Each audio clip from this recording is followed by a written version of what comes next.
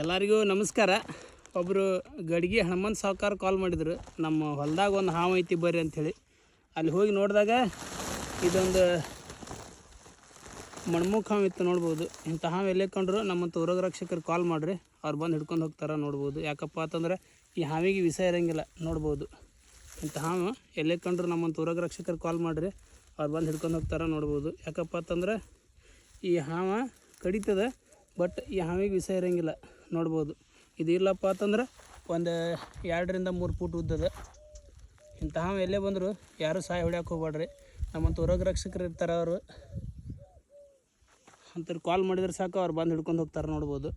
ಈ ಹಾವನಾಗ ರಿಲೀಸ್ ಮಾಡ್ತಾಯಿದ್ದೀನಿ ನೋಡ್ಬೋದು.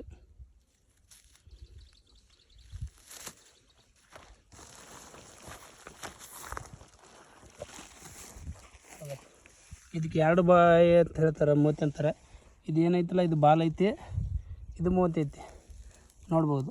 ಇದ್ರ ಬಾಲ ಏನೋ ಕಡ್ದು ಮಂಡಾಗಿರ್ತವೆ ನೋಡ್ರಿ.